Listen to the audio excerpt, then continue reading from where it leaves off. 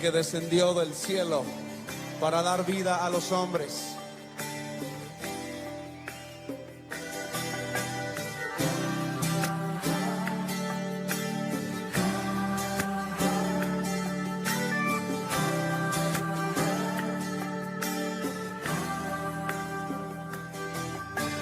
Cuando flaquea mi fe y siento desfallecer,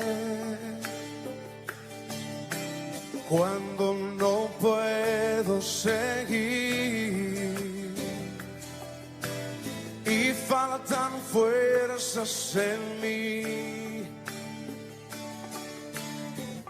puedo a la mesa venir y puedo el pan compartir.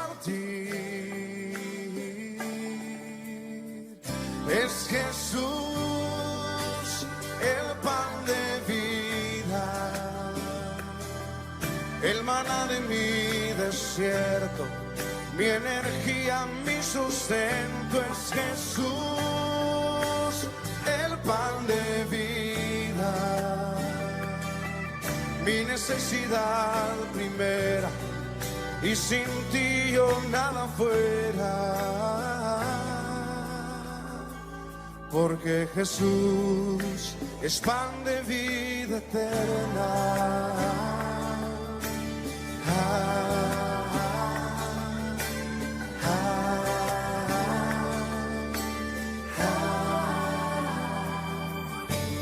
Cuando flaquea mi fe y siento desfallecer, cuando no puedo seguir y faltan fuerzas en mí, puedo a la mesa venir y puedo el pan compartir. Es Jesús el pan de vida, el maná de mi desierto, mi energía, mi sustento. Es Jesús el pan de vida, mi necesidad primera, y sin ti yo nada fuera, porque Jesús es pan de vida eterna. Cántalo. Es Jesús el pan de vida, el maná de mi desierto, mi energía, mi sustento. Es Jesús el pan de vida, mi necesidad primera, y sin ti yo nada fuera, porque Jesús es pan de vida eterna.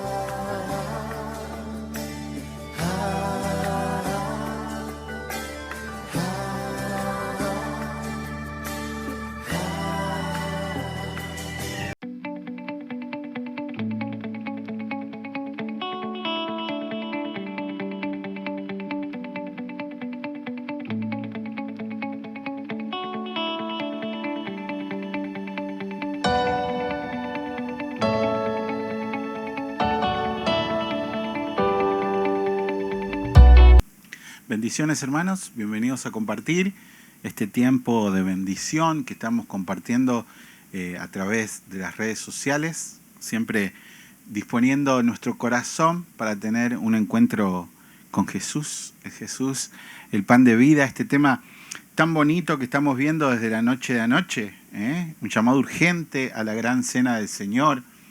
Y después que terminamos anoche, me quedé editando para pasarlo y pensaba también, no sé si estará en el libro, en esas parábolas de el viñador que viene y tiene muchos, de los viñadores homicidas creo que se llama. Tiene a mucha gente que le cuida la viña y ninguno le hace caso, hasta que decide mandar al hijo y dice, bueno, este es el hijo, lo matemos. Y tan claramente la palabra de Dios nos muestra que no se trata de religión, se trata de la elección en una relación con Dios. Porque absolutamente todos aquellos que no tenían posibilidad alguna de entrar a esa cena con el Señor, que estaban invitados desde el principio, que tenían esa invitación y que pusieron mil excusas, como veíamos anoche, dijeron, no, es que no podemos ahora, tenemos otras prioridades.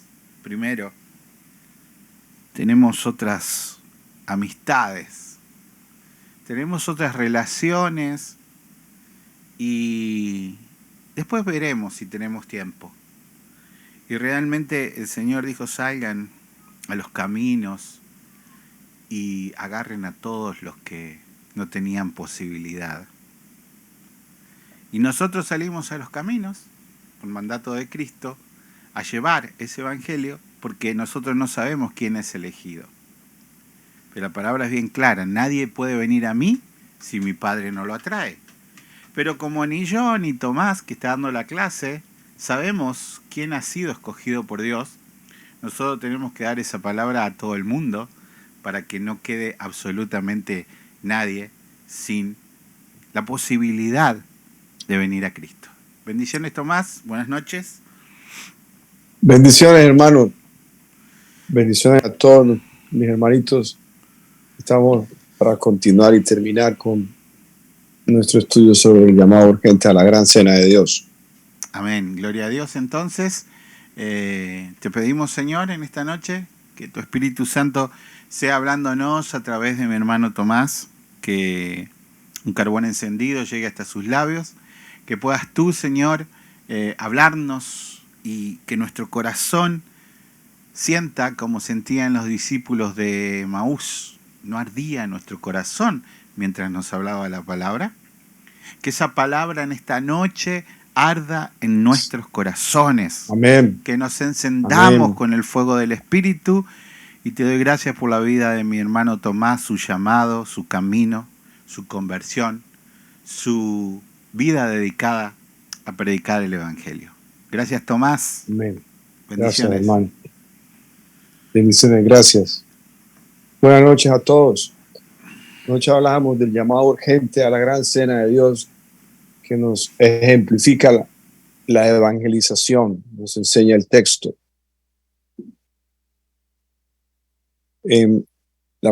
Cuando el Señor Jesús habla, todas sus palabras son perfectamente congruentes las unas con las otras, todas se fusionan y dan un único mensaje.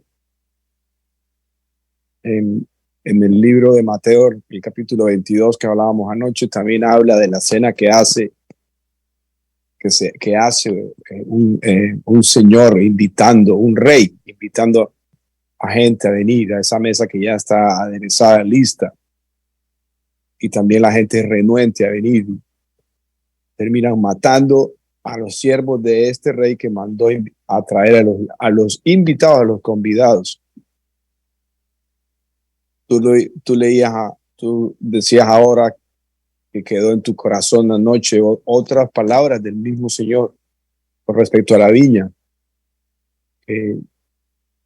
Eso es donde el Señor Jesús le está hablando a los líderes de la nación de Israel. Y ellos mismos le dicen qué iría qué haría luego Dios con esos viñadores que estropearon su parcela, su viña. Ellos mismos dijeron aquello a los que serían ellos merecedores, que era ser castigados, y eran ellos mismos. En lo que leímos anoche, el Señor mandó a traer a aquellos que llamaban gentiles perros, que no tenían posibilidad, que no habían sido frente a estos líderes de esta nación convidados a esa mesa. Hablábamos también que el Señor había dicho a los fariseos que las prostitutas y los publicanos entrarían primero que ellos al reino de Dios. Cuando dicen entrarían primero, significa que aún aunque ellos estuvieran errados, creyendo, tenían la posibilidad de entrar. El Señor dice, mientras yo estoy aquí, la luz está aquí. Me iré y me buscarán y ya no me encontrarán. Es decir, ya se les va a perder la posibilidad, sabiendo él lo que ellos iban a hacer, matarlo. El Señor siempre le ha manifestado, ustedes dicen conocer la ley, que en ella encuentran la salvación. El que habla ahí de mí, el que habla ahí habla de mí, y estoy aquí, ustedes no creen a mis palabras. No soy yo quien los va a juzgar, es la misma ley, la misma palabra, el mismo Moisés que nos va a juzgar. Ayer se comparaba a la venida de los alejados de Dios con la parábola del hijo pródigo. Hemos leído, el mismo Lucas nos habla de ella en el capítulo 15, de los versículos 11 al 32. Quiero leer parte de esto para mostrar la misericordia de Dios, porque cuando el Señor Jesús estaba hablando en medio de la gente en Israel, él estaba hablando basado, fundamentado, respetando, siguiendo la ley de Moisés. Recordemos cuando le fue llevada una mujer que fue descubierta en adulterio y se la trajeron para hacer el mismo acto que hicieron estos señores en esta mesa, esta cena de Lucas 14, a la que fue invitada el Señor para provocarlo. Y es ahí donde les pregunta, ellos le citan la ley. La ley de Moisés nos dice que esta mujer fue encontrada en adulterio y hay que apedrearla. ¿Qué opinas tú? O sea, él tenía que decirlo, sí, la ley dice eso, apedréenlo, tenía que respetar la ley, apedréenla. Él tenía que respetar la ley. Pero él recurrió a su gracia, la gracia de Dios que él representa. El que esté libre entre ustedes, el que esté libre de pecado, que tire la primera piedra, porque hay que tirarla. Tírela el primero. Que esté libre del pecado que tiene ella o cualquier otro pecado, pues si nadie lo pudo hacer. Se expresó la misericordia de él por todos, porque él no le tiró piedra a ninguno de ellos. Cuando él dijo eso era que ellos también eran adúlteros o fornicarios. Entonces, cuando nosotros estudiamos la parábola del hijo pródigo,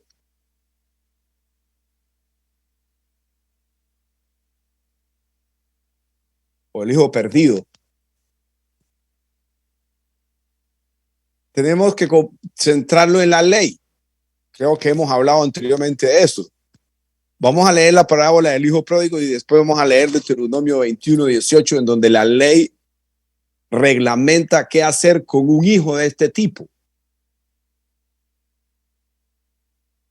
Necio, que pidió herencia estando su padre vivo. El que hereda cuando el padre muere.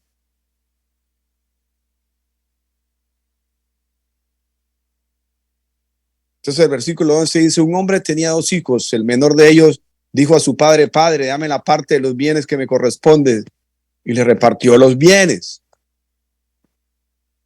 No muchos días después, juntándolo todo, el hijo menor se fue lejos a una provincia apartada y allí desperdició sus bienes viviendo perdidamente. Y cuando todo lo hubo malgastado, vino una gran hambre en aquella provincia y comenzó a faltarle.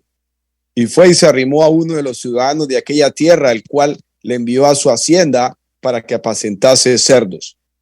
Y deseaba llenar su vientre de las algarrobas que comían los cerdos, pero nadie le daba. Y volviendo en sí, dijo: ¿cuántos jornaleros en casa de mi padre tienen abundancia de pan y yo aquí perezco de hambre? Me levantaré, o sea, estaba caído, e iré a mi padre y le diré: Padre, he pecado contra el cielo y contra ti. Ya no soy digno de ser llamado tu hijo. Hazme como a uno de tus jornaleros. Recapacitó. El Señor aquí le está hablando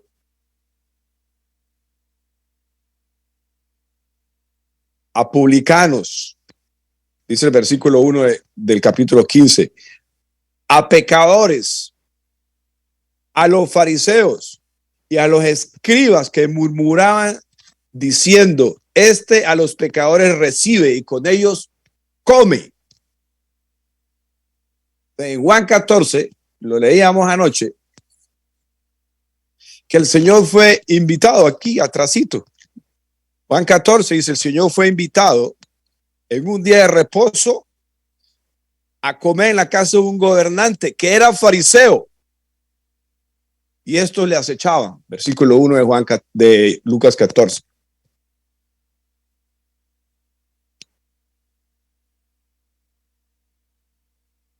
Leamos ahora de Deuteronomio 21:18.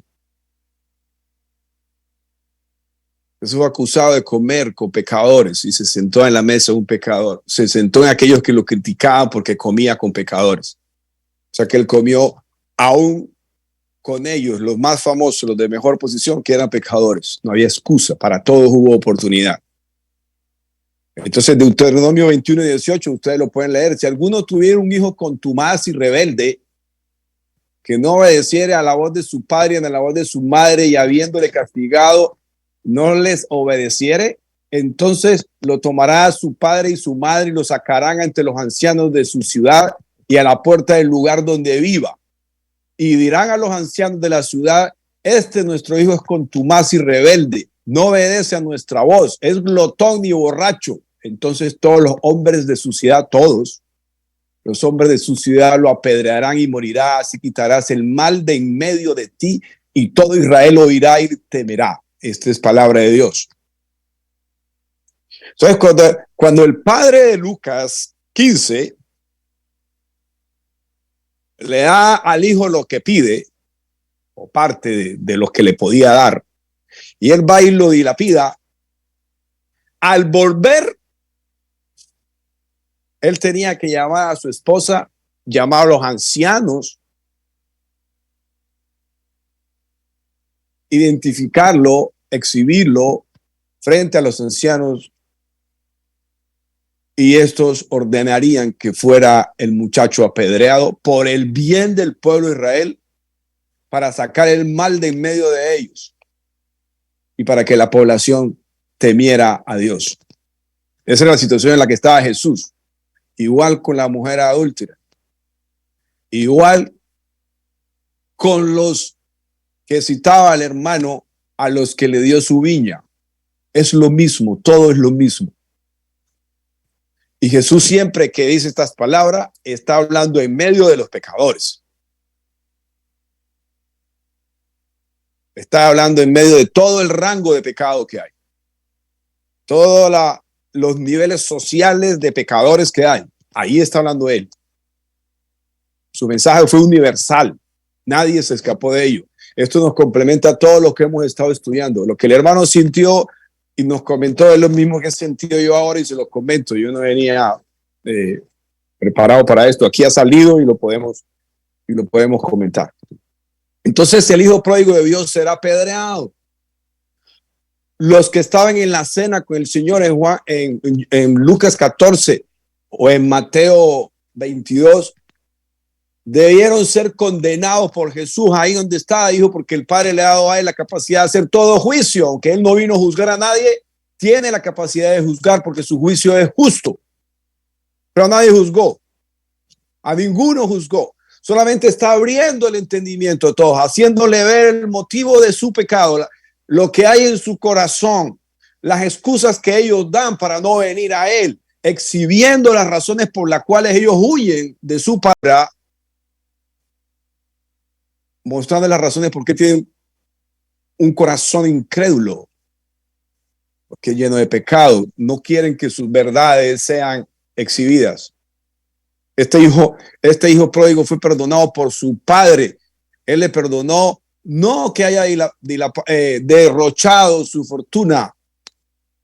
Lo que le perdonó fue la vida, porque la tuvo en sus manos. Pudo haberlo hecho apedrear. Era su deber, a propósito, hacerlo apedrear.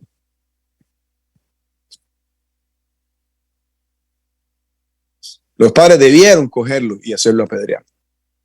Pero él vino arrepentido. He pecado contra Dios y he pecado contra ti. Estoy arrepentido, reconozco mi pecado. Por eso no, ¿cómo lo va a apedrear? Mujer, ¿te juzgaron? O sea, ¿te tiraron alguna piedra? No, Señor. ¿Te condenaron? No, Señor. Yo tampoco te juzgo, yo tampoco te condeno, yo tampoco te apedreo. Ve y no peques más.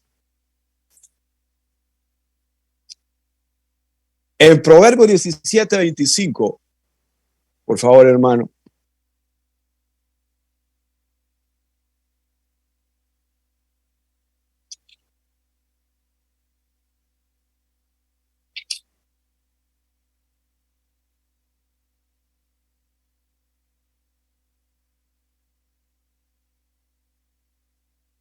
Nos dice el proverbista: el hijo necio es pesadumbre de su padre y amargura a la que le dio a luz.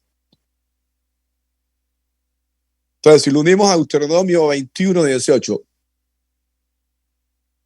ellos, al llevarlo al hijo y exponerlo ante los ancianos, ante la autoridad moral del pueblo,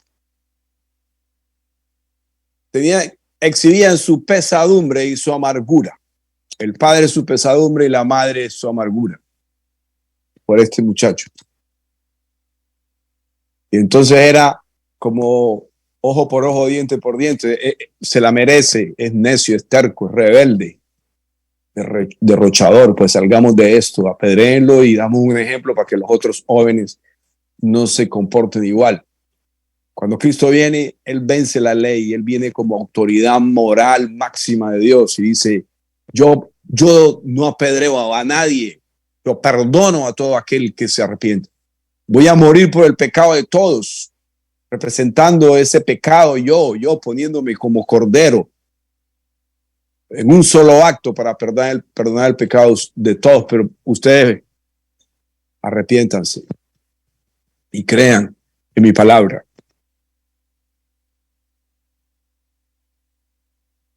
Ese es el mensaje que nosotros tenemos que salir a dar. Con estos 3 pasajes, o 4 o 5 que hemos tomado en todo este tiempo, podemos estudiar y salir a hablarle a la gente. Cuando Jesús usaba una parábola, él buscaba la manera de que todo el mundo abriera sus oídos, de todo el mundo atraía la atención, que a la gente le gusta que le hablen así.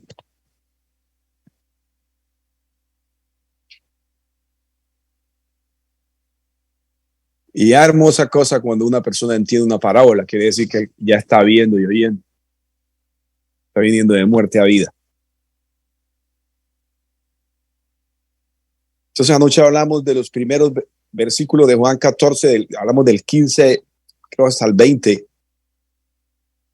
en donde nos decía la palabra, o mejor, el autor, que la evangelización es una invitación a la cena del Señor.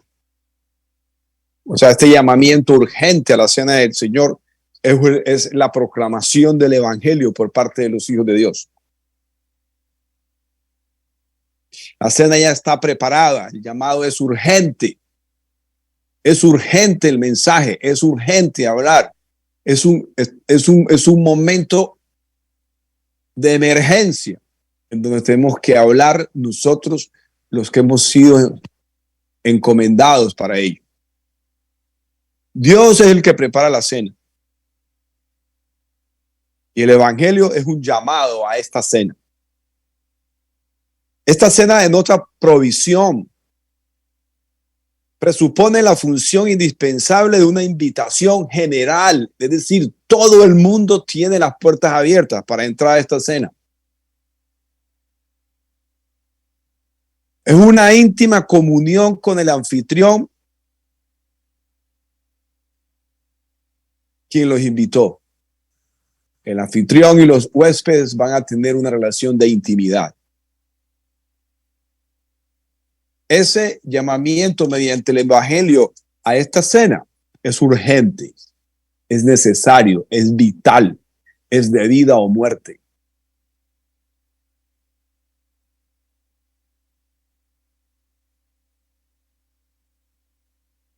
Las excusas son los mecanismos que la gente utiliza para huir a la evangelización, al mensaje que llama a esta cena. El ser humano ha abusado siempre de su libertad para decir que no. Dice, no puedo ahora. Como decía el hermano, se pusieron múltiples excusas para los convidados. Pusieron múltiples excusas para no ir a la cena preparada exclusiva y especialmente para ellos. Cuando ellos salieron, los gentiles salieron a forzarlos a que vinieran. Pero al forzarlos les estaba exhibiendo la situación de pecado en que estaban ellos. Yo imagino que estos tuvieron que recurrir a grandes recursos seductores para atraer a esta gente. Miren, los invitados no han ido a la cena.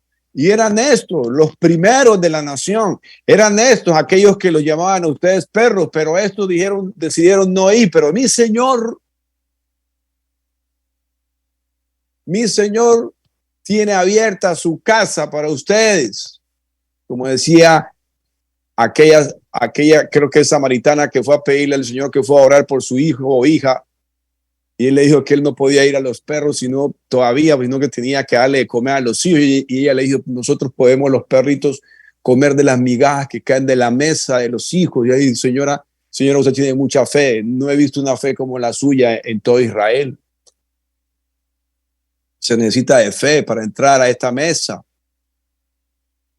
Pero se necesita el mensaje para irlos a llamar. Ellos están sedientos en sus almas, lo estudiamos anoche, tienen hambre, su espíritu está secado y ansían un cambio, aunque no lo manifiestan. En su corazón lo tienen el deseo de cambiar. El ser humano abusa de su libertad, siempre da excusas. Las excusas nacen del corazón. Las excusas de la persona están demostrando lo que hay en su corazón. ¿Por qué esta invitación es urgente? Por el yo de la persona. La persona no quiere que sea descubierto fácilmente su pecado, que sea descubierto fácilmente la situación de su corazón. Las excusas son pretextos para no obedecer a Dios. No es más. No puedo ir, tengo que trabajar, no tengo tiempo. En realidad los cristianos no me gustan, los cristianos están más perdidos que yo soy mejor que ellos son mentirosos, ellos son hipócritas, siempre andan detrás del dinero. Tengo una vecina que manifiesta creer, pero es peor que yo. Múltiples excusas, es huir de Dios. Es Dios quien está llamando, no aquel que está errado. Es nuestro deber ayudar a la gente a descubrir el verdadero origen de las motivaciones y excusas que están dando. ¿Por qué da excusas? ¿Qué lo motiva a excusarse? ¿Qué lo motiva a mentir en cuanto a su excusa? Porque el deseo verdadero interior es de ser llenado, ser cambiado. Hay que ser recursivo y utilizar la palabra de Dios para poder llegar a ellos, porque sabemos que esa espada es la única que puede ir a tocar ese corazón. Es la única que puede dividir al alma del espíritu. Está dividiendo a la mente, deseos, voluntades, como la de excusarse, y el espíritu. Separarlo. Una vez la parte corrupta se separa del espíritu, porque es el alma, el yo. La palabra puede obrar. Por eso el Señor mata el cuerpo pecaminoso y conserva el espíritu para justicia. El espíritu la parte, lo conserva para la justicia de Él, la que se manifiesta en el poder de la resurrección. Y ahora sí el alma, venga, vamos a trabajar sus deseos, sus pasiones, lo que hay en su corazón, sus pensamientos, sus acciones, lo que usted maneja constantemente en su mente, las torturas, los dolores, el engaño, las opresiones. Continuamos hoy, entonces,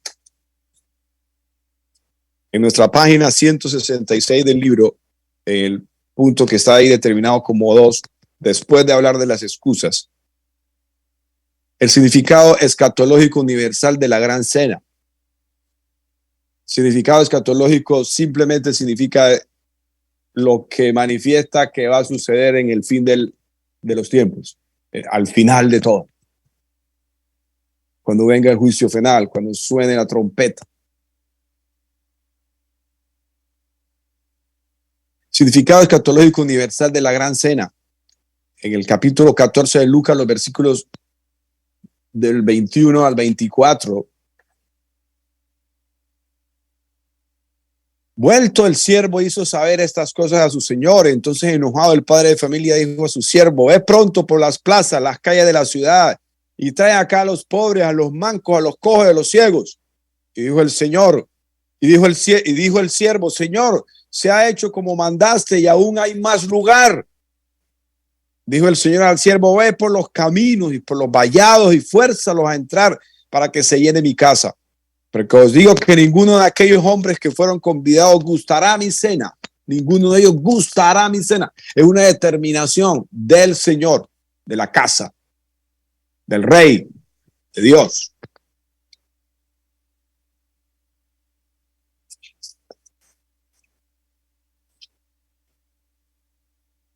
Hay oportunidad para todos. Hay más espacios. La cena es inmensa. Que no se quede nadie por fuera. Traigan a todos los que puedan. Fórcenlos. Hablándole de cómo es acá adentro, en este reino, y cómo es la situación de su corazón.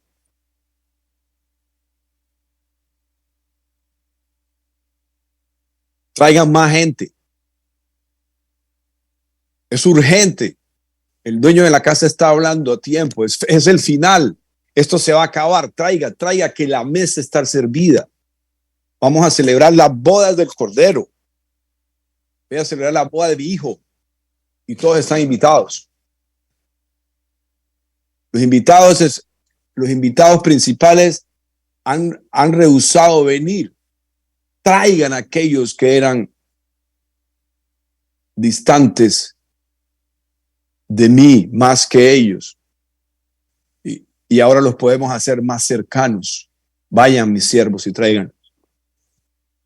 Los siervos son fundamentales en el mandato de este Señor. Esos siervos somos nosotros.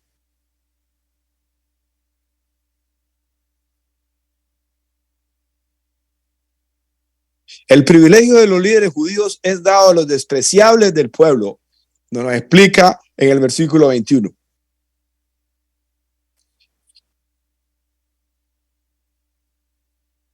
Vayan a las plazas, a las calles de la ciudad. Está dentro de la ciudad. Dentro de la ciudad están todavía ellos. Y a los pobres, los mancos, los cojos y los ciegos. Y le dicen: Señor, ya mandaste ahí a la ciudad, a traer de la ciudad. Ya trajimos de la ciudad, es el mismo pueblo de Israel.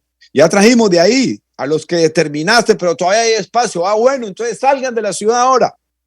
Vayan por los caminos, por los vallados, o sea, por todas las extensiones, por los límites más distantes, a traer a otros. O sea, se extiende el llamamiento, se extiende la gracia a aquellos a los que no se consideraba pueblo.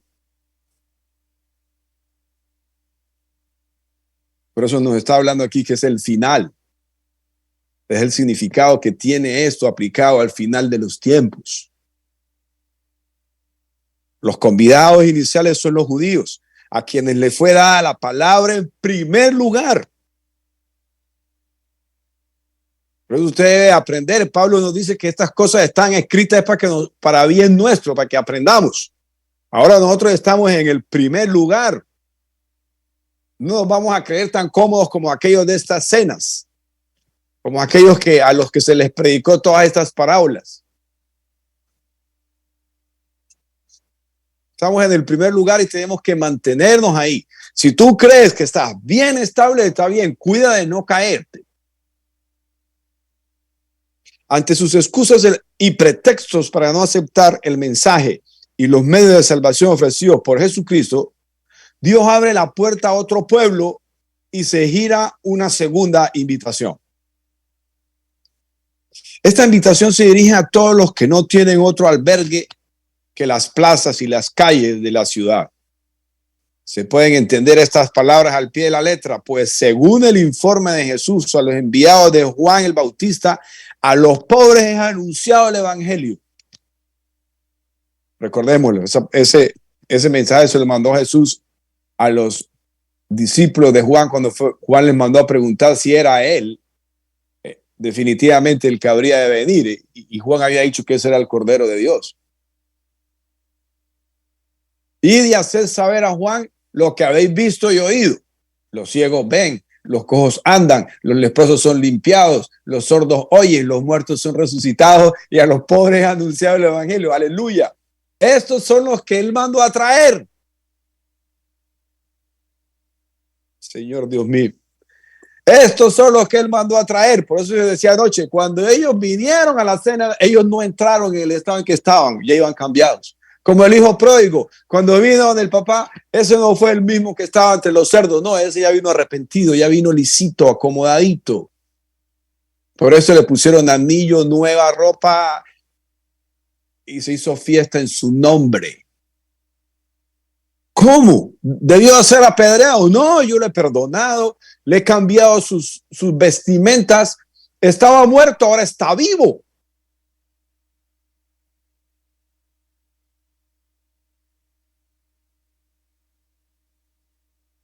A los pobres anunciado el evangelio, pero solo suponiendo que su miseria exterior los ha conducido a sentir su pobreza moral.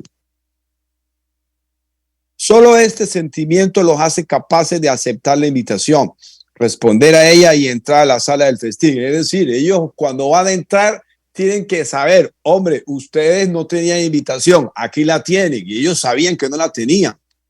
Allá él los está esperando. Allá ya está lo peor de Israel, pero no lo mejor. Y ustedes son peor que lo peor de Israel. Entonces, siéntanse privilegiados porque ustedes han vivido siempre en pecado. Entonces, vengan limpiecitos donde el Señor. Por eso deben de saber quiénes son. Hay que hacerles ver a ellos quiénes son. Esa es la labor. Hacerles ver las razones por las cuales estaban distantes de Dios, por las cuales no eran pueblo de Dios. Por su pecado. O sea, se le habla a los pobres de aquel entonces, pero hay que hacerle entender su situación de pecado en la que están. Desde este punto de vista se puede admitir que bajo los rasgos de estos desdichados, los gentiles, Jesús ha querido representar también a los publicanos y a los pecadores que iban a él impelidos por el arrepentimiento. Las prostitutas, los adúlteros, los publicanos se los consideraba peor que un pecador. Eran gente de la nación que servía recolectando los catastróficos impuestos que el gobierno romano imponía. Ellos estaban en medio y obviamente ellos tomaban ventaja y estaban explotando a su propio pueblo.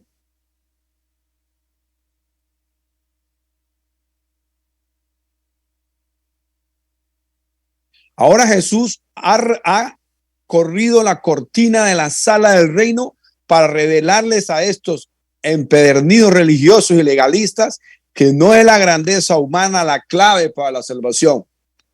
Es decir, estos famosos de esta mesa quedan en ridículo ante Dios. Dicen, no porque ustedes estén sentados en la cátedra de Moisés, hayan estado enseñando la ley toda esta época, hayan estado manteniendo la palabra, pasándola, conservándola de libro a libro para que esté nueva en cada documento. ¿Creen ustedes que van a entrar allá? No, aquí hay una nueva dispensación, la de la gracia, pero para ustedes ser salvos es a través de la fe, y la fe en aquel que les fue a ustedes anunciado que estaba entre ustedes y que a él oirían, y ese soy yo. Eso es lo que le manifiesta el Señor tácitamente ahí, con todo lo que él manifestó, con todo lo que él mostró. Y ellos lo supieron, por eso trataban de provocarlo para matarlo, porque querían sacarlo del camino para mantenerse eternamente en aquello que Dios les había dado, pero por un tiempo transicional, por un tiempo corto, hasta que viniera la verdad, viniera Cristo.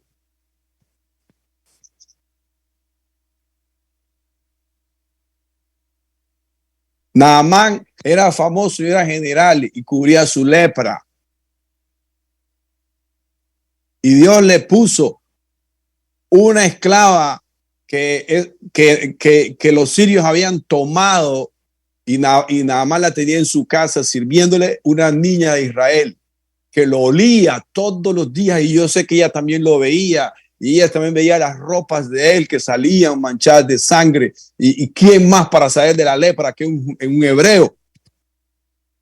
Y Dios le puso ahí la oportunidad para que él fuera a donde el Hijo de Dios, donde el profeta, para que fuera sanado. Dijo, si mi Señor fuera del profeta, donde el Hijo de Dios, él va a sanar, le dijo a la esposa de este hombre leproso, pero de gran posición general, pero todavía no entraba. No había todavía motivos para que él fuera aceptado por Dios, pero Dios le había dado, dice la palabra, todas las conquistas que había tenido. Esa niña que está en su casa era una provisión de Dios, era un tiempo en el que este hombre iba a tener la posibilidad de venir al Señor. Pero si a ese hombre le hubiera tocado ver a Jesús, él tenía que haber creído en él. Pero en aquel entonces creyó en Dios, creyó en el profeta, que representa a Cristo a propósito. Entonces, no por la posición ya tienes asegurada la salvación. El Señor ha corrido la cortina, aquella que se rasgó ante el grito último de Cristo en su muerte.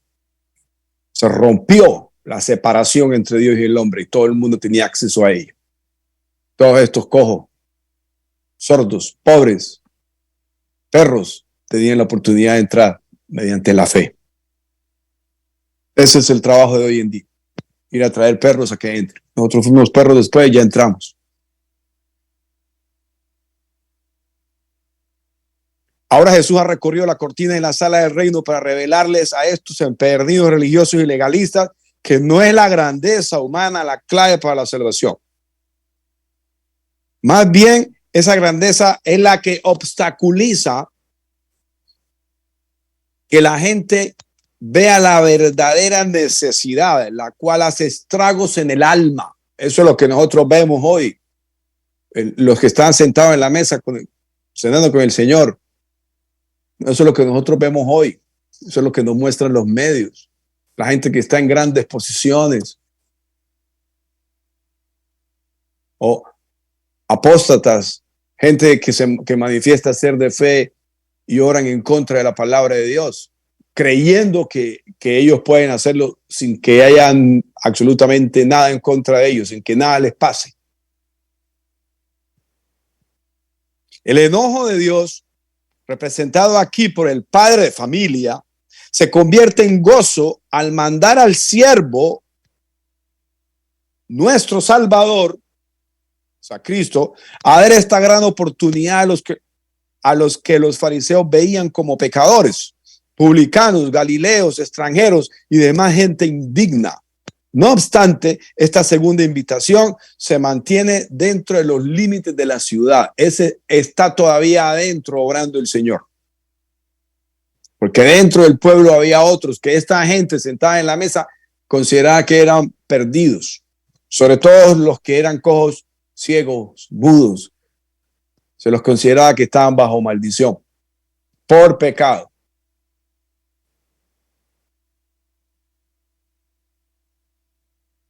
La tercera invitación anuncia la salvación de los gentiles. Entonces el privilegio de los líderes judíos, anteriormente hablamos, se les quita y se le extiende a otro pueblo. No es por la grandeza de su nombre y su posición que van a ser salvos. No, Señor. Y nos manifiesta que cuando el padre de familia, el dueño de la casa, el dueño de la cena, está mandando a sus siervos, estos siervos representan a Cristo. Pero dice siervos, no dice siervo. Entonces es Cristo y su pueblo predicador.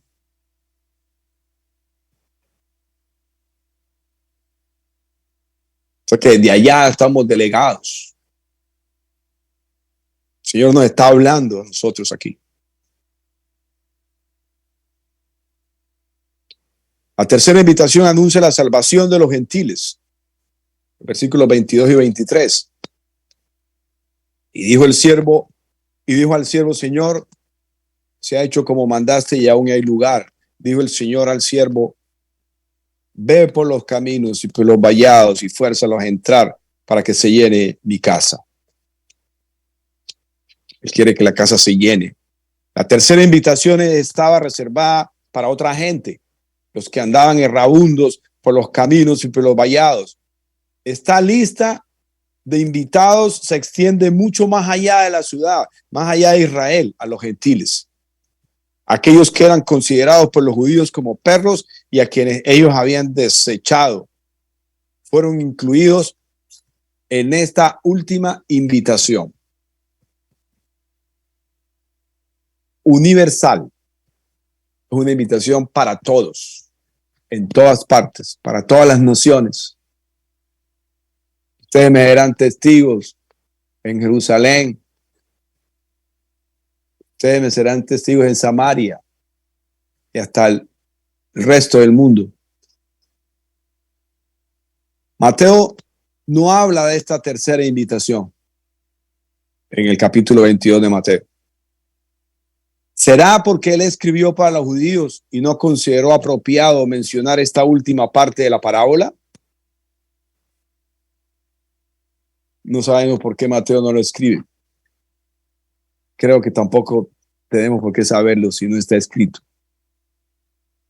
No obstante, esta rebeldía e incredulidad de los israelitas solo sirvió para que se abriera la puerta de la gracia salvadora a nosotros los gentiles. Esto lo podemos estudiar nosotros en Romanos capítulo 11. Si ustedes me siguen.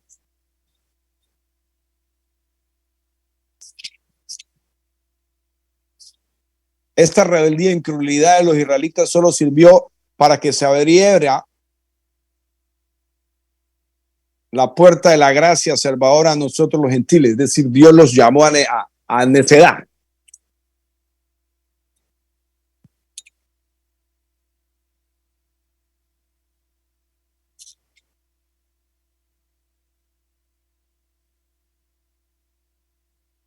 Veamos al versículo 28 de Romanos 11. Se me une ahora. Lo vamos a leer. Romanos 11, 28. Así que en cuanto al evangelio son enemigos por causa de quién, de vosotros. O sea, a favor de ustedes. Pero en cuanto a la elección son amados por causa de los padres. Porque irrevocables son los dones y el llamamiento de Dios. Dios no los va a abandonar, aunque aquí dice ellos no entrarán. Él lo determinó, no van a entrar. Pero Dios es misericordioso. Dios es misericordioso. Aún ellos hoy tienen la posibilidad. De pronto esto en aquel entonces la perdieron y murieron así. Pero hay una promesa dada a los padres. Entonces Dios los quiere llamar, dice aquí el apóstol Pablo, los quiere llamar a hacerlos, al hacerlos tercos, necios. Entonces Dios llama a otro pueblo y cuando ellos vean entrar al otro pueblo, ustedes van a ser llamados a hacerlos y van a creer.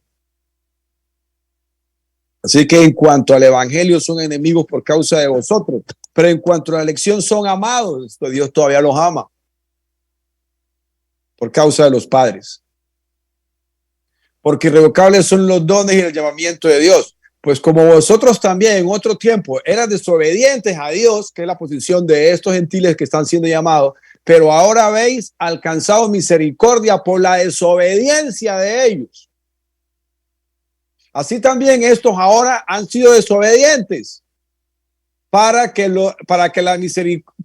por la misericordia concedida a vosotros, o sea, ustedes ahora han recibido esa misericordia, ellos también alcancen esa misericordia, porque Dios sujetó a todos a desobediencia, tanto a los unos como a los otros, para tener misericordia de todos. Dios es sabio. Muchas veces tú encuentras un camino, un terco, un necio, y le das, tranquilo, porque de pronto es que Dios lo está haciendo más así para glorificarse más en esa situación.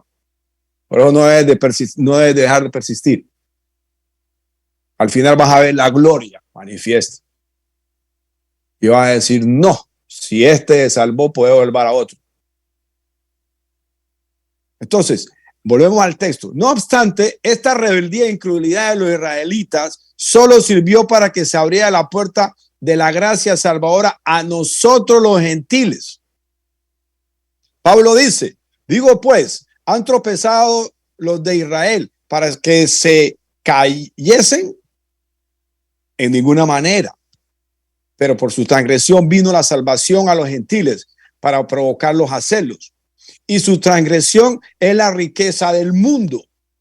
O sea, esta rebeldía de estos hombres es riqueza para el mundo, y su defección, la riqueza de los gentiles, los favorece. Cuanto más su plena restauración. Quiere decir que cuando ellos ya vean todo lo que Dios ha hecho con un pueblo que estaba alejado de él, ellos van a desear también hacerlo. Es el caso del hijo pródigo. Cuando ya se vio que no podía ni comer como cerdo, miró a casa y dijo, allá un jornalero como yo come mejor que yo. Voy a volver para que mi padre me vuelva al menos uno de sus jornaleros. Es inteligente Dios, pero es toda una vivencia, es toda una experiencia, es toda una vida, es todo un sufrir para poder llegar a entender lo que hay en el corazón. Y esa persona no lo va a entender por sí misma solito, necesita de la palabra de Dios. Por eso Dios manda a su siervo para que hable, y su siervo nos mandaba a nosotros para que hablemos, para que quede bien claro que él continúa aún hablando, porque un día él, que es el Salvador, va a ser nuestro juez. Entonces, en el libro de Romanos, yo leí de 28 como al 30, aquí el texto en Romanos 11, de 28 al 30, aquí el texto nos está leyendo el mismo Romanos 11, los versículos 11 y 12. La transgresión de ellos fue riqueza del mundo.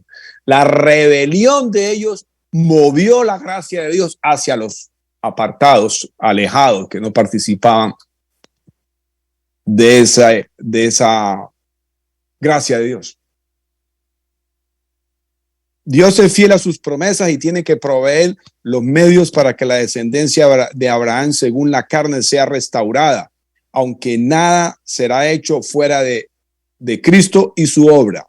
Tiene que pasar aceptando el Cordero. Nosotros, mientras tanto, debemos tomar la palabra al padre de familia y salir con el mensaje de invitación a la gran cena de Dios a todos los que sin merecerlo han de disfrutar de la mencionada fiesta.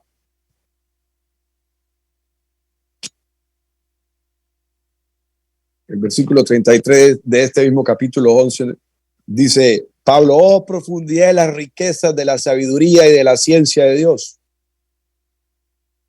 Oh profundidad de las riquezas de la sabiduría y la ciencia de Dios.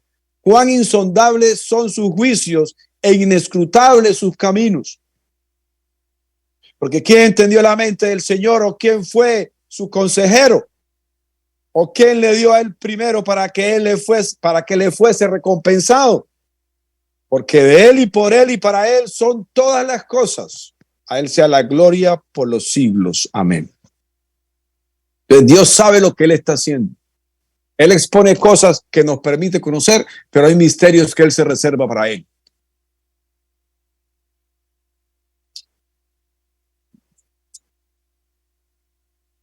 Cuando hablamos de esto, es la ubicación del hombre. El pueblo elegido de Dios, terco, necio, rebelde. Y Dios se pasa en su gracia a través de su Hijo a los gentiles. Pero Dios los está mirando todavía, dice, por los padres, por Abraham, por David. Yo a ustedes los amo todavía. Voy a dejar que ustedes observen cómo obro yo acá. No los voy a dejar del todo. Aún mi misericordia los está tocando, pero los invita a que se alejen del mal, a que se arrepientan y crean. Pero ellos pues están tercos todavía. Pero Ali está ahí, está abierto, Cristo está ahí. Tienen que pasar por el camino, verdad y vida, que es Él.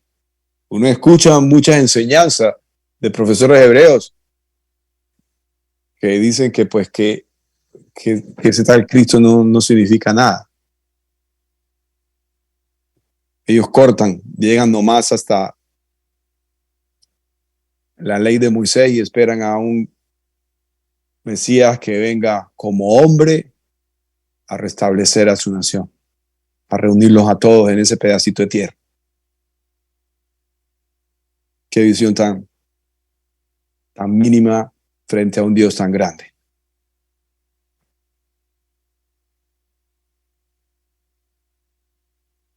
Lo que les espera a los que no aceptan la invitación divina, en el versículo 24 de Lucas 14. Porque os digo que ninguno de aquellos hombres que fueron convidados gustará mi cena.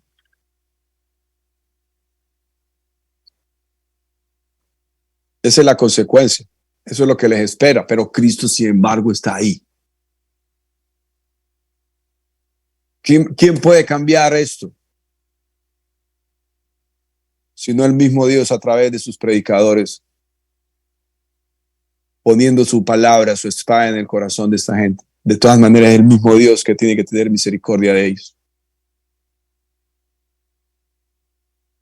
Que Dios sea fiel a sus promesas y quiera proveer los medios para restauración de su pueblo escogido no significa que sus juicios no sean rectos y firmes. Los menospreciadores y quienes rechazan la oferta divina de salvación por gracia tendrán que enfrentarse a la ira de Dios. Entonces la gracia ahora se le manifiesta desde el pueblo que no tenía esa gracia y ahora la tiene hacia ellos que la rechazaron. Pero deben de aceptarlo. La versión que Mateo da de esta parábola contiene declaraciones mucho más fuertes. En cuanto a los convidados que no atendieron ni acudieron al llamado del rey, dice que tomando a los siervos, los afrentaron y mataron. Eso lo hablábamos anoche, en Mateo 22:6. En cuanto a la aplicación de los juicios de Dios, dice, al oírlo el rey se enojó y enviando sus ejércitos, destruyó a aquellos homicidas y quemó su ciudad. El versículo 7 de Mateo 22. Algunos tienen en poco las advertencias divinas pensando en que como Dios es tan bueno, jamás querría hacer daño a ninguna de sus criaturas. No importa lo que éstas hagan o dejen de hacer. Históricamente sabemos que Jerusalén fue destruida en el año 70.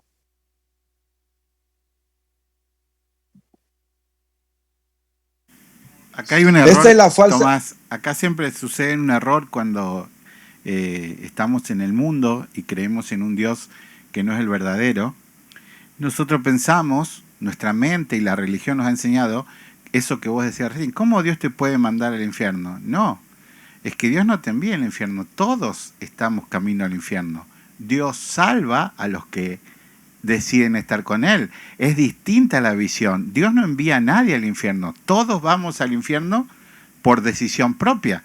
Y es Dios quien a algunos los salva por su intermedio a través de la cruz. Y todo aquel que viene a Él no se pierde y tiene vida eterna.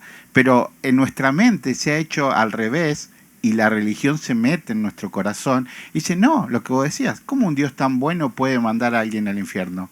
Es así, Dios no puede porque es amor. Nosotros estamos todos yendo al infierno y Él puede salvarte si vos estás en ese camino. Si no, no. Amén. Amén. Anoche hablábamos de que Él puso la eternidad en el corazón del hombre y el hombre no lo entiende, el hombre no lo sabe. La eternidad está en el corazón, pero ¿a dónde va a pasar la eternidad a ese hombre si no viene a Cristo? La influencia tremenda de la religión o de la palabra mal enseñada, Tomás, es, yo leo el diario de Argentina cada día y hoy yo leí el diario. Y un muchacho estaba esperando el bus en una ruta y pasa una truck que trae un tráiler con una máquina de esas máquinas de cavar, y la máquina se le cae del tráiler justo donde estaba este chico y lo mata. Entonces, nosotros no tenemos el control de eso, de lo que nos vaya a pasar. Por eso es de vida o muerte el estar en Cristo. Porque nosotros no sabemos si va a pasar una máquina dentro de un ratito y si nos va a caer arriba. ¿Quién iba a pensar que este muchacho de 29 años iba a morir? Pero ¿qué es lo que sucede? Esto es de vida o muerte. Hay que salir, como dice el libro, es eminente invitar a la cena de Dios. Amén. En el libro de Romanos, el capítulo 1, recordemos lo que nos está diciendo nuestro texto, que las excusas representan un problema que hay en el corazón. En Romanos 1, el capítulo 23 y 24, y cambiaron la gloria del Dios incorruptible en semejanza de imagen de hombre corruptible y de aves, de cuadrúpedes, de reptiles. O sea, se hicieron idólatras. Por lo cual también Dios los entregó a la inmundicia en las concupiscencias de sus corazones, de modo que deshonraron entre sí sus propios cuerpos, ya que cambiaron la verdad de Dios por la mentira, honrando y dando culto a las criaturas antes que al Creador, el cual es bendito por los siglos. Amén. Entonces, cuando hablamos de que el Señor ha puesto la eternidad en el corazón del hombre, el hombre corrupto, al no aceptar las manifestaciones de Dios que son exhibidas en la creación, el Dios invisible se hace visible a través de lo creado, pero la gente decide adorar lo creado, mas no a Dios. Glorifican lo creado, mas no a Dios. Entonces Dios coge este corazón que tiene la eternidad en él y lo entrega a la inmundicia, en la lujuria que es la concupiscencia de sus corazones, de modo que deshonran entre sí sus cuerpos. Eso es lo máximo que llegan a hacer, ya deshonrar su propio cuerpo, cambiando la verdad de Dios por la mentira. Esa es la obra que nosotros estamos viendo aquí en esta mesa. Esa es la obra que vemos hoy en día en la gente. Nosotros no vemos los corazones de la gente, solamente Dios lo ve, pero nosotros vemos los actos, lo que sale de ese corazón. Es producto de una entrega que el mismo Dios ha hecho a ellos. Aquí en este mismo capítulo, el Señor cuando describe a través de Pablo todo lo que han hecho, el versículo 27 al final dice, y recibiendo en sí mismo la retribución debida a su extravío. Hay inmundicia en el corazón, ya recibieron su recompensa por su extravío. cambiaron la verdad por la mentira. Llaman a lo malo bueno y a lo bueno malo. Y más adelante ya habla desde que los entrega a una mentalidad reprobada. Ya no es el corazón, sino la mentalidad. Por los pecados que manifiestan. No tienen afecto natural. En el versículo 28, y como ellos no aprobaron tener en cuenta a Dios, Dios los entregó una mente reprobada, corrupta, para hacer cosas que no convienen. Es el mismo Dios. A la inmundicia de las concupiscencias, por la concupiscencia de sus corazones, y a una mente reprobada que los lleva a hacer cosas que no son convenientes. Corazón y mente. Dios obró ahí. ¿Por qué?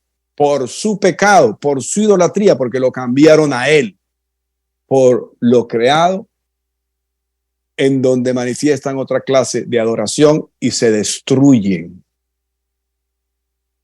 Ya están con su recompensa. Ya están.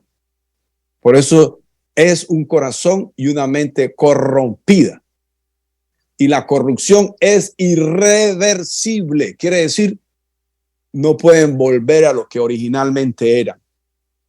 Así estuvimos nosotros. Pero la única solución es la muerte. Cristo vino y asume la misma posición, sin pecado, participa en carne y en sangre, absorbe, recibe el pecado de ellos y paga por ese pecado en la cruz para redimirlos. El Salvador es un redentor. Y ahora, si se hace caso a la obra de él, la persona muere porque lo corruptible es irreversible. Dios no, cuando se habla de restauración, se está hablando de nueva creación, no de mejorar lo que existe. Este mismo Romano nos dice en Romanos 8 que Cristo mata el cuerpo pecaminoso. Versículo 10 de Romanos 8, pero si Cristo está en vosotros, el cuerpo en verdad está muerto a causa de pecado, mas el espíritu vive a causa de justicia. O sea que él tiene que venir y matar ese cuerpo, conserva el espíritu para justicia, y el mismo espíritu de Dios que lo levantó a él, que pagó por nuestros pecados, de entre los muertos, vivificará el cuerpo mortal de esa persona.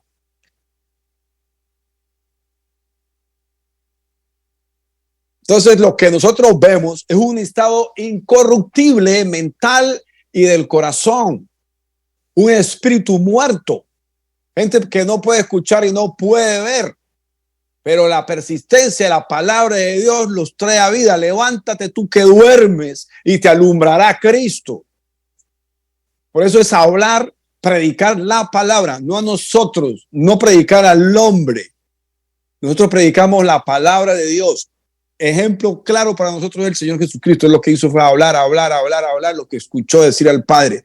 Y esa es la herramienta que tenemos hoy nosotros.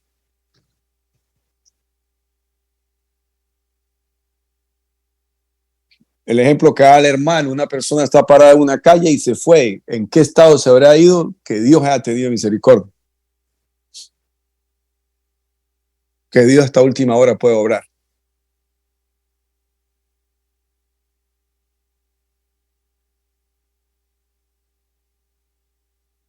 En cuanto a los convidados que no atendieron y acudieron al llamado del rey, dice que tomando a los siervos los enfrentaron y mataron, nos dice Mateo. Mataron a los que iban a entregar el mensaje. Vengan a la cena. Se han muerto muchos creyentes predicando la palabra.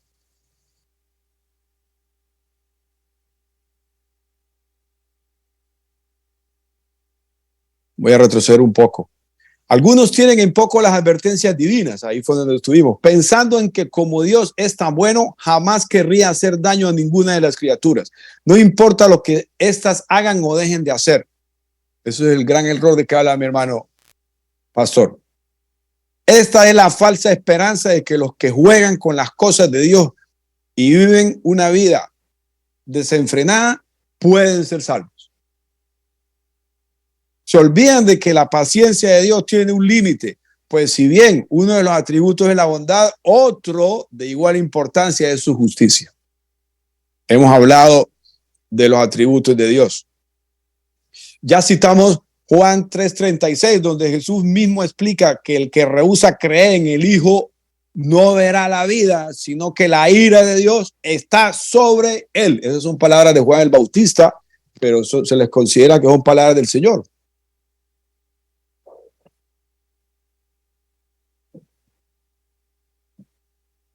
La ira de Dios está sobre él. En la New King James dice la ira de Dios está dentro de él. Todo el que en él cree es salvo, el que no cree en él ya está condenado.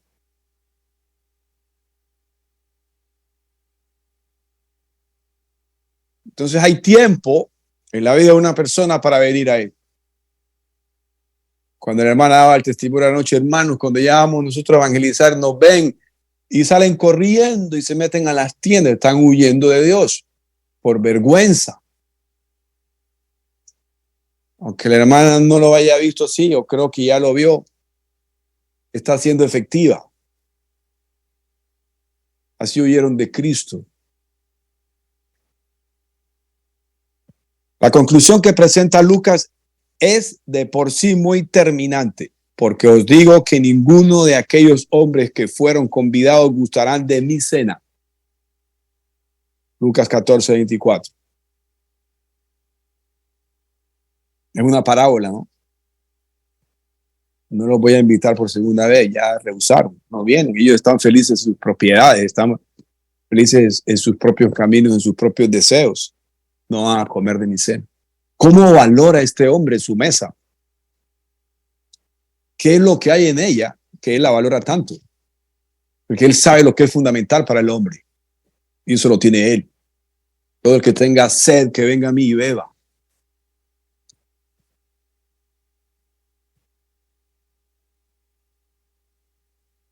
El que a mí viene no tendrá hambre, y el que en mí cree no tendrá sed. Jamás. La conclusión que presenta Lucas es de por sí muy terminante, porque os digo que ninguno de aquellos hombres que fueron convidados gustará de mi cena. Mi cena. Es decir, que cuando el amor de Dios ha sido pasado por alto, no queda más que el juicio sin misericordia para los que han tenido en poco su plan salvador. El Dios misericordioso pasa a ser un Dios inmisericordia frente a esa persona. El juicio. Y dice, ¿cómo? Su misericordia es eterna. Sí, pero si no la reciben, si no la aceptan, aunque se haya manifestado a todo hombre invitando a apartarse del mal.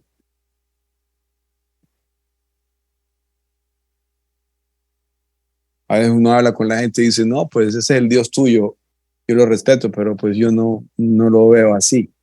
Bueno.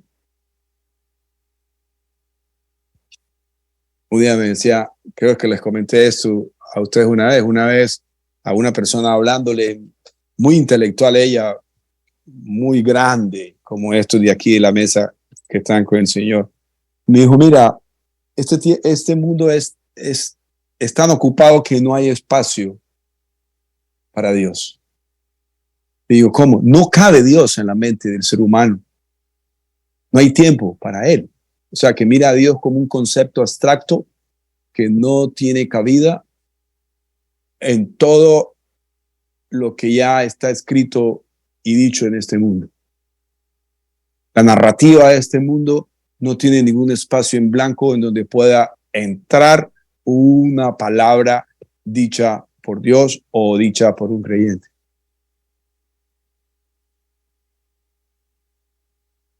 A mí me gustó mucho haber conversado con este hombre, porque cuando yo le prediqué la palabra de mi Santo Padre, él me miró a los ojos y me dijo, está bien, ya no eres Tomás, eres Jesucristo. Y le dije, gloria a Dios, has entendido.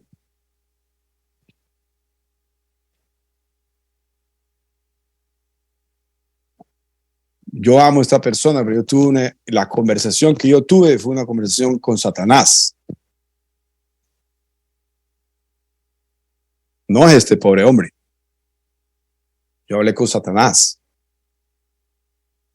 Y él sabía que lo que yo estaba diciendo es verdad y que lo que yo le dije a ese hombre fue atesorado en el corazón de ese hombre, y esa palabra un día hace efecto ahí. Triste, Tomás, que por ejemplo, un médico hace un juramento de salvar vida después, ¿verdad? Sí. Pero después hacen abortos. Pasando por el lado, por arriba, ese juramento que hizo, su profesión es para salvar vida. Y vienen y matan. Y los pastores y las iglesias, sabiendo que están torciendo las escrituras y que eso va a producir muerte, también lo hacen. Es un desprecio, a la mesa del amado. ¿Por qué? Porque el amado lo hace todo. Lo hace todo en la salvación. Solo necesita que salgamos a evangelizar, a dar la palabra verdadera. Entonces nuestro corazón egoísta, ¿qué hace? No, yo necesito ser yo, y que mi figura sea yo, y que yo resalte mi yo, y que esté sobre todo, y la foto mía sea en la iglesia. O en el evangelismo esté mi foto, o que en la campaña esté mi foto, y Cristo quede de segundo. Es igual que el médico. Sí, eso. Igual, sí. Igual que el médico que hace el aborto habiendo jurado salvar la vida. Sí, es apostasía. Amén. Es herejía. Y las dos forman parte de una mente conocedora de la palabra de Dios. El apóstata y el hereje conocen la palabra de Dios y han manifestado ser creyentes, han manifestado fe, pero están en un estado de confusión. Tienen abrojos, abrojos, espinas en sus corazones. Han escuchado la palabra, la creen, pero cuando vienen las acechanzas de este mundo, las tentaciones de este mundo, caen. Hay que orar por estas personas, porque son personas que han comenzado en su vida, sus ministerios, manifestando fe, trayendo a otros a Dios, cumpliendo la gran comisión, pero en el camino las tentaciones de este mundo, los avatares de este mundo, los movimientos de este mundo, las narrativas de este mundo, los mensajes de este mundo los han seducido. Y la seducción ha hecho que ellos abran puertas en sus corazones, y una vez hayan entrado todas esas tentaciones a sus corazones, ellos han concebido pecado y han dado a luz pecado, y este pecado ha dado a luz la muerte. Ellos están en esa situación, pero su gran posición la cubre como al leproso lo hacía su armadura y sus grandes títulos de general.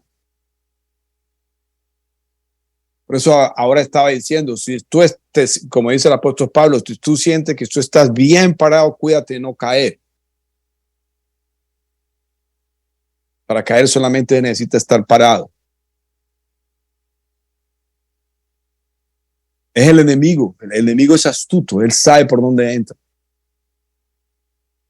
Por eso el decidirse por Dios es centrarse en él y no caer de ese orden que él ha creado. Y ese orden se mantiene mediante la obediencia, aunque sufras, aunque pierdas la vida. A nosotros nos llegan esos momentos, a todos nos han llegado esos momentos en donde tú tienes que decidirte o por Dios o por este mundo, pero no puedes servirle a los dos. Nadie sirve a dos señores. Ama al uno, odia al otro, ama al otro, pero nadie puede servirle a dos señores. No puede haber dos señores en la vida tuya y en la vida mía.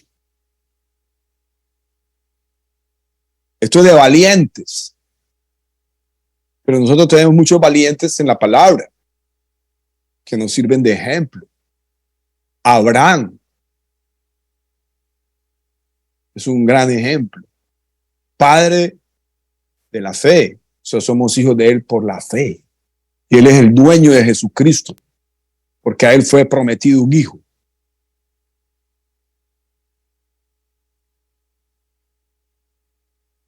Pero hay oportunidades de volver. David, un hombre acepto a Dios, acorde al corazón de Dios, pecó como el peor de los pecadores y Dios hasta hoy en día lo considera así y es el dueño del trono.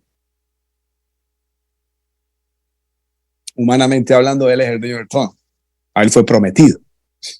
Y se le prometió un hijo ahí, en ese trono, eternamente. David de Abraham, Cristo de David, Cristo de Abraham. Nosotros somos de Abraham por la fe. El mismísimo Abraham es Cristo. Es fuerte, uno ve ejemplos fuertes. Yo estoy ya acostumbrado a ver y yo me pregunto y yo oro a Dios, Señor, ¿por qué? ¿Por qué? ¿Por qué? Y a mí me lo ha hecho Dios, me lo ha dicho y usted escúchelo, porque yo creo que también se lo ha dicho. Nunca te fijes en ti. Recordemos, te fijaste en tu esplendor y caíste. Nunca te fijes en ti. Puesto los ojos en el Señor. Puesto los ojos en el Señor, nos dice la palabra siempre. Puesto nuestros ojos en el Señor, no en nosotros. Continuemos.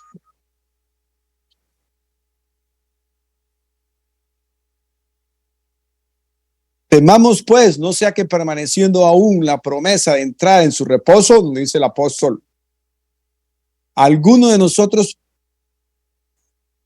parezca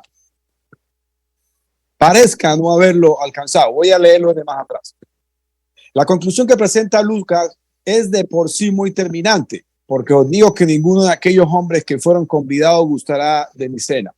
Es decir, que cuando el amor de Dios ha sido pasado por alto, no queda más que el juicio sin misericordia para los que han tenido en poco su plan salvador. Lo dice Hebreos 2:3. Y agrega, temamos, pues no sea que permaneciendo aún la promesa de entrar en su reposo, alguno de vosotros parezca no haberlo alcanzado, porque también a nosotros se nos ha anunciado la buena nueva como a ellos, pero no les aprovechó el oír la palabra por no ir acompañada de fe en los que la oyeron.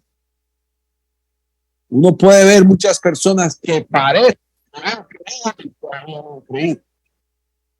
¿Qué lo evidencia? Sus hechos. Después de su reposo, nosotros hemos entrado en su reposo. Tengamos ahí.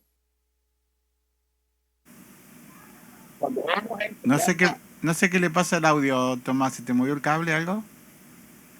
No, ¿dónde me quedé? No, te estamos escuchando, pero se tuerce. Ahora, a ver, ahí sale bien.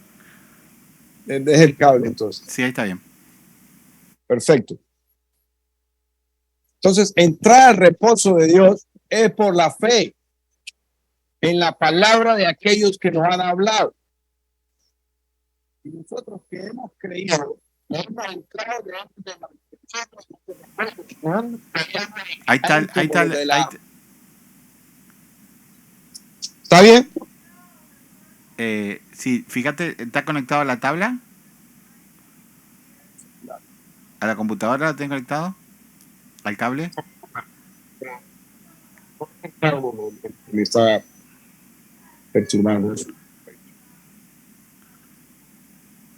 Se cortó ahora. Bueno. A ver si tenés otro. ¿Sí me oyes ahí? Oh, re bien. Dale así, dale. Perfecto, así. Ya, gracias Padre. Continuamos, perdón por la interrupción. Entonces, Hebreos 2 nos está hablando del mantenernos en el reposo del Señor, porque está dando testimonio de aquellos rebeldes que por su rebelión no entraron a su reposo. Dios mismo dice, no entrarán a mi reposo. El siervo fiel que sirve a Dios, cuando se presenta ante él a rendir cuentas, él le dice, bien hecho, siervo mío.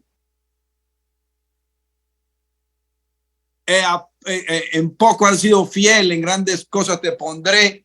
Entra en mi reposo. Entra en el reposo de tu Señor.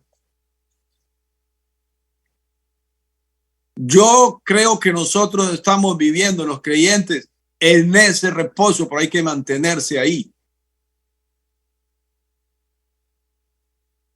Hasta cuando ya todo pase y estemos eternamente en su presencia.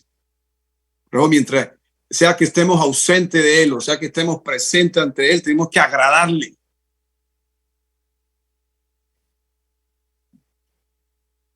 Hermosas las palabras del apóstol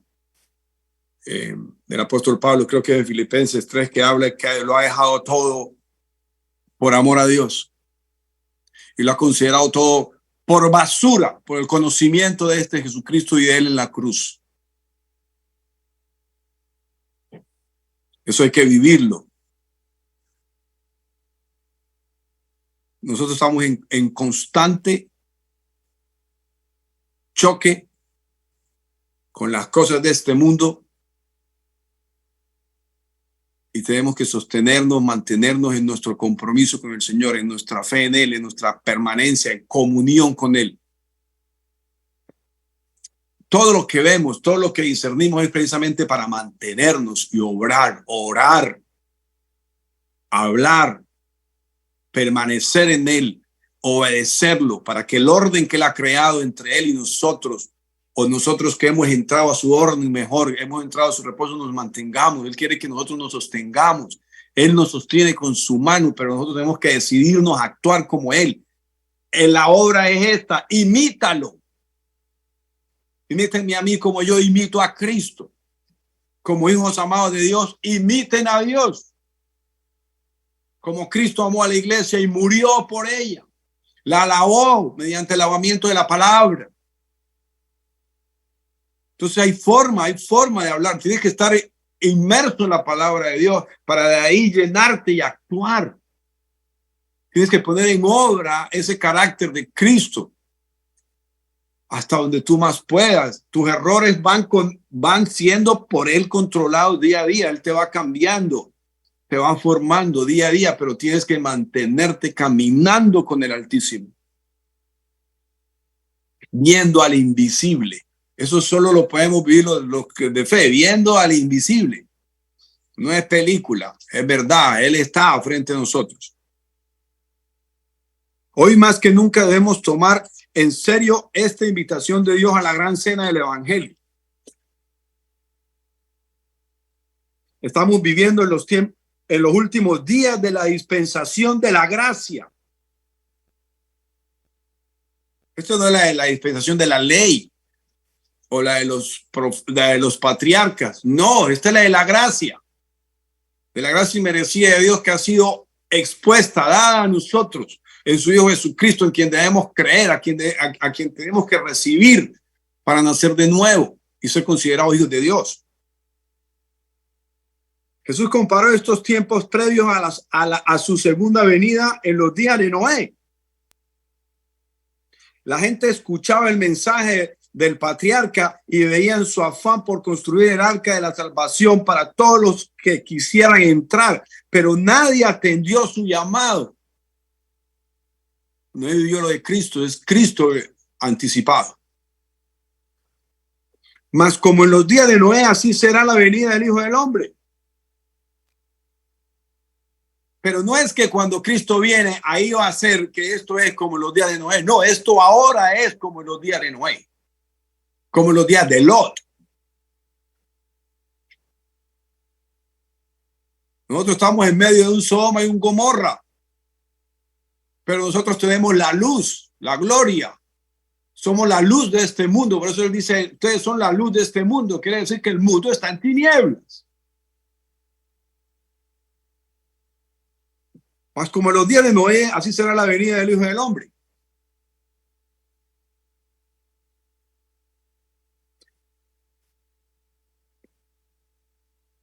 Porque como en los días de Noé, antes del diluvio estaban comiendo y bebiendo y casándose y dándose en casamiento, hasta el día en que Noé entró en el arca y no entendieron hasta que vino el diluvio y se los llevó a todos. Así será también la venida del Hijo del Hombre. Recordemos, cuando ellos entraron, la puerta la cerró Dios. Este versículo que estamos hablando aquí, 24 de Lucas 14, porque os digo que ninguno de aquellos hombres que fueron convidados gustará mi cena. El Señor cierra la puerta en el caso de Noé. Cristo está ahí ahora, aunque el Señor haya cerrado la puerta. Y cuando el Señor murió, Él fue allá a los espíritus que estaban apresados a predicarles. No fueron exentos de la prédica. Grandes las maravillas, el conocimiento de Dios. ¿Quién puede entenderlo? ¿Quién puede medirlo? Solamente Él sabe lo que hace. Cristo fue allá a predicarle. Estaban presos esos espíritus, los que murieron por el agua. Entonces, cuando Él venga, esto va a ser como los días de Noé, donde dice Mateo, pero es también como los días de Lot. Esto está en Mateo 24, 37, 39, que lo tiene el hermano expuesto ahí, creo. Sin embargo, ahora contamos con nuestros recursos espirituales y con un mensaje de gracia para alertar el corazón de todos. El Espíritu Santo está utilizando a los siervos de Dios para propagar la noticia de que aún hay lugar para todos los que quieran venir. En el arca la puerta fue cerrada. En Cristo el velo fue roto. Podemos pregonar las palabras del profeta que dijo: a todos los sedientos, venid a las aguas. Y los que no tienen dinero, venid, comprar y comer. Venid, comprar sin dinero y sin precio, vino y leche. Está abierta la puerta. ¿Quién la abrió? Cristo. ¿Quién invita a pasar esa puerta? Nosotros, sus mensajeros. ¿Cómo podemos sentarnos a comer y disfrutar de todas las bendiciones que el Señor concede a los creyentes, sabiendo que muchos están allá afuera, por las plazas y las calles, por los caminos y por los vallados, deseando llenar su vientre de las algarrobas que comen los cerdos, y ni aún eso consiguen? Que el Señor nos haga sentir la urgencia de anunciar al mundo sus bondades abundantes, que nuestras palabras suenen como dulces melodías a los oídos de los que necesitan este festín espiritual. Que seamos capaces de salir una y otra vez para forzar, si es necesario, a los que perecen de hambre y traerlos a la bendita comunión con el Señor. Tomás, quiero hacer un poquito juntos, ¿no? Un minuto nomás. Dice como los días de Noé, ¿verdad? Y nosotros podemos entenderlo, pero a lo mejor hay hermanos que están escuchando que no lo entienden y simplemente nos quedamos, bueno, pero ¿cómo los días de Noé? Los días de Noé, porque nunca había llovido. A ver si hay que entender eso. Nunca había llovido y viene Noé y dice: voy a hacer un barco para que no nos ahoguemos. ¿Entienden? Y ahora cuando uno sale a evangelizar decimos: va a venir Cristo. No, estamos cansados, vienen las excusas, las miles de excusas. Estamos cansados, son todas religiones, usted tiene su religión, yo la mía, repetemos una. No es así, no es así.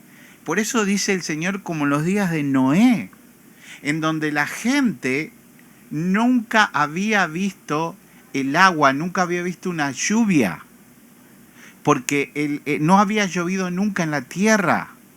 Entonces Noé viene y predica de un diluvio y así nunca Cristo ha descendido en gloria. Él vino como un bebé natural, ahora va a descender como Dios. Entonces por eso hay esa similitud tan grande y tan difícil que se hace en la evangelización cuando la gente no entiende el peligro de que estamos viviendo en esos días de Noé. Eso quería decir. Estamos viviendo esos días de Noé y de Lot. Es un mundo perdido que está en estado de corrupción que es irreversible. Solamente el morir cambia. Para venir a Cristo hay que morir. Al reino de Dios hay que entrar regenerado. Hay que nacer de nuevo. Este mundo un día se parará frente a Dios y saldrá corriendo. Los cielos y la tierra se estarán frente a la presencia del trono de Dios y saldrán corriendo y no habrá espacio para ninguno de los dos. Y el mismo mar desaparecerá. O sea, todo lo que creó en Génesis 1 el Señor va a desaparecer. Todo lo material. El hombre tiene la posibilidad de arrepentirse y venir a Dios y nacer de nuevo. Están pasando cosas extrañas hoy en día.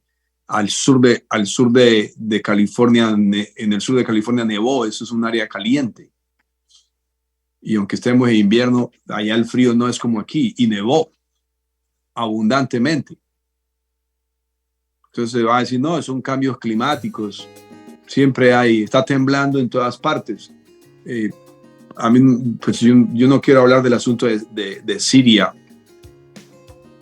pero usted encuentra Siria en la Biblia y hay palabra de Dios a través de un profeta en contra de esa región que ha sido enemiga siempre del pueblo de Israel.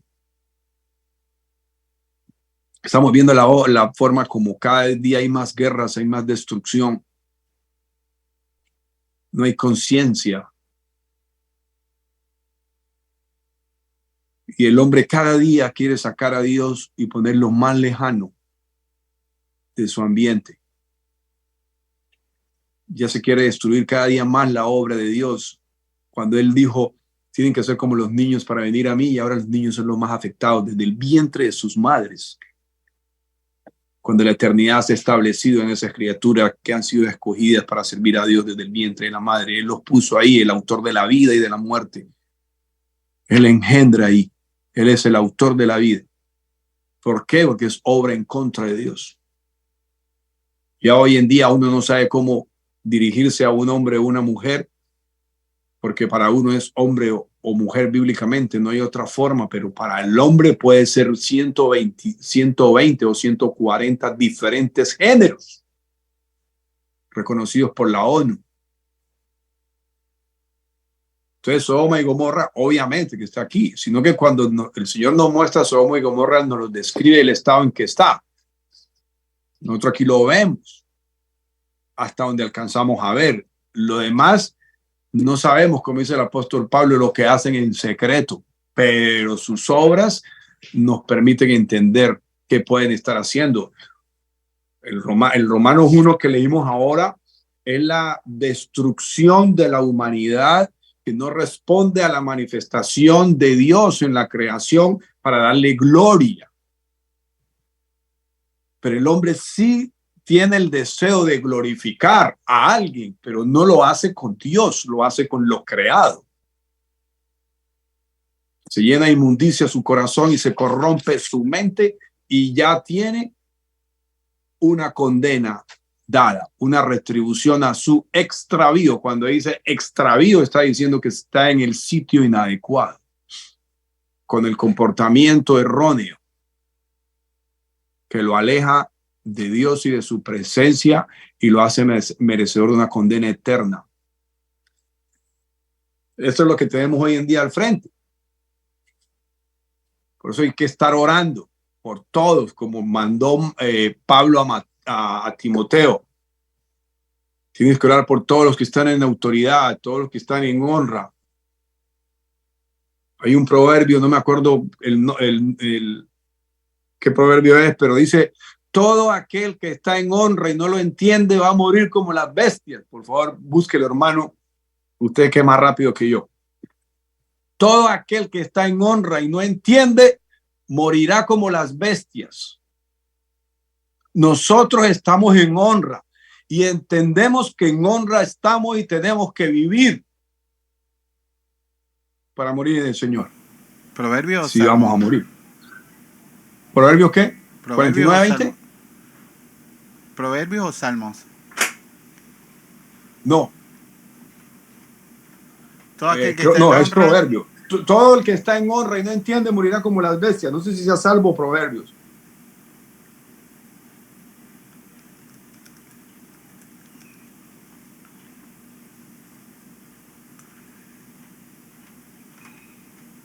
Quiero citarlo para que no vaya a parecer que es cosa mía.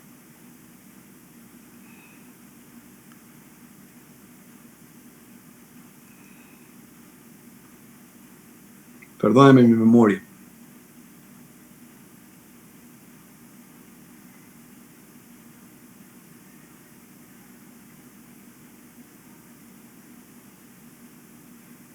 En Salmos también está en 49:20.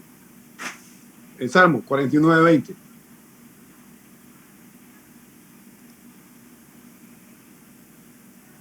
Sí, es Salmos, hermano. Sí, tienes razón, es Salmos. Aquí está.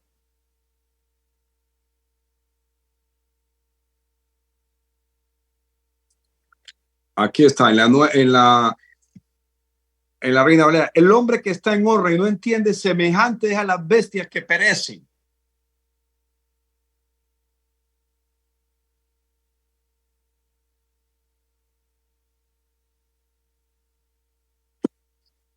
Usted puede leer el Salmo 49. Nosotros debemos considerar eso porque nos vemos permanentemente personas que están en honra, en posiciones de gobierno, en posiciones legislativas, creando normas, creando leyes, pero usan todo eso para beneficio propio o de poderes que no tienen que ver nada con el poder de Dios, con el reino de Dios, sobre cuya palabra ellos hicieron juramento de servir en la posición que han adquirido por elección del pueblo al que deben de servir. Y se manifiestan ser creyentes, muchos de ellos, pero en realidad son apóstatas que conociendo la verdad no dan gloria a Dios, sino que se deciden por la mentira. Nosotros estamos en honra y debemos de honrar a Dios con corazón grato, agradecerle por todas las obras que ha hecho por nosotros, inmerecedores de su gracia, pero que la hemos recibido a través de su Hijo Jesucristo. El único que es camino, verdad y vida. Nadie llega a Dios sino por medio de Él. Gracias, Señor. Gracias, Padre. Gracias, Señor. En mi debilidad he tratado de dar de usted, Señor. Mi memoria puede faltar, pero no el entendimiento de su palabra, porque su espíritu me la muestra, Señor. Gracias a todos nosotros que estamos en honra, Señor. Que acorde a su palabra podamos mantenernos ahí, Señor, en su reposo, en honra, en reposo, sirviéndole. Que como dice el autor de nuestro texto, Señor, que no nos quedemos sentados nosotros disfrutando esta cena a la que ya hemos llegado, sino que salgamos, Señor, a las plazas, a las calles, a los caminos, que hablemos en los lugares donde estamos, fundamentalmente en nuestras casas, en nuestros trabajos, en todos nuestros ambientes inmediatos, Señor, que no perdamos el tiempo y hablemos de usted. Hay tanto que decir de usted y para cada circunstancia de nuestra vida diaria hay una palabra suya que invita al arrepentimiento, que invita a creer en su palabra. Tenemos toda la herramienta en nuestra mano y ante toda situación debemos de exhibir su palabra. Aunque cansemos, aunque nos desprecien, aunque nos rechacen, pero nuestras palabras llegarán a los corazones para que ellos cambien. Señor, usted ha dado su palabra, su promesa, diciendo que su palabra nunca regresa a usted vacía, que ella cumple el objetivo para el cual fue enviado. Sí, Señor. Usted nos lo dice, Señor, que si nosotros nos arrepentimos, Señor, y lo buscamos y cambiamos de camino, usted viene y nos sana. Sanidad es salvación. Y usted sana nuestra tierra, es decir, usted sana nuestros entornos, todo. Porque usted es Dios. Señor, en usted creemos, en usted esperamos y a usted servimos. Padre nuestro. Sí, muévenos, Señor, a hacer tu obra.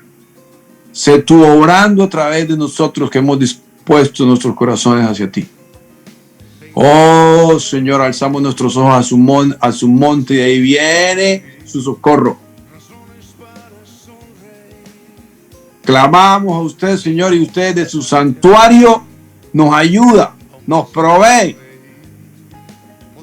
Clamamos a usted y ustedes de Sión. Pone sus manos en nuestras vidas. Esa es su palabra, que está atesorada en nuestras mentes y corazones y que se hace efectiva en nuestras vidas día a día por fe y para fe. Gracias, Señor. Recibimos de usted gracia sobre gracia. Sí, Señor. En su Hijo Jesucristo. Bendición sobre bendición. Revelación sobre revelación. Para vivir y ser como usted es. Su palabra dice que aquí en la tierra somos como usted es, lo dice el apóstol Juan. Bendito eres tú, Señor. Gracias, Señor. Bendigo a mis hermanos en sus hogares, en sus casas, a sus hijos. Bendigo sus manos, sus caminos. Señor, hay provisión suya para ellos. Usted conoce sus necesidades, usted provee abundantemente. La vida abundante que les ha dado a todos ellos incluye abundancia en todo y para todo. Gracias, Dios mío, gracias. Este es tiempo de abundancia, sobre todo en usted, mi Dios. Gracias, Padre. Decimos todas estas palabras en el nombre de su Hijo Jesucristo. Amén, amén y amén. Gracias, hermano. Amén. Gracias, querido. Ven a bien, y salimos adelante. En medio de todas cosas que se puso, salimos adelante. Amén, amén. Hermoso es el tema. El llamado es algo inminente, ¿no? Y que no debemos. Nosotros lo sabemos y lo tenemos que poner en práctica. Hay un gran veneno en la olla y tenemos que salir a gritar como el profeta. Hay veneno en esa comida y traer a la mesa el pan de vida, que es Jesús, y traer la verdad del Evangelio en todo tiempo, en todo tiempo. Dios es grande y bueno, tenemos un Dios bueno que puede perdonar multitud de pecados, pero no hay perdón para quien tuerce la palabra para su beneficio, porque ningún hijo de Dios puede torcer la palabra. Por eso es inminente que tenemos que presentar esa mesa y este tema tan lindo que nos dio Tomás. Tengo mi espalda media rota, pero es así, hermanos, es así. El tiempo se ha cortado, el tiempo de la gracia realmente está llegando a su límite. El Señor vendrá, estamos en los días de Noé, y cuando el Señor venga, se cierra ese tiempo de la gracia, la iglesia va a estar con Él, y todo aquel que ha sido salvo estará en esa boda del Cordero. Amén. Iglesia, amén. Paz del Señor, gracias por compartir, gracias Tomás. Ya nos quedan poquitos capítulos de este libro hermoso y después vamos a dar el libro que nosotros les dimos, no me acuerdo si fue para Navidad o qué, yo invité a Tomás y a mi hermano Osman a que diéramos este libro de los 10 acusaciones de Paul Washer, el chiquito. Así que vamos a tener este manjar espiritual. Gracias, Tomás. La paz del Señor. Bendiciones, hermano. La paz.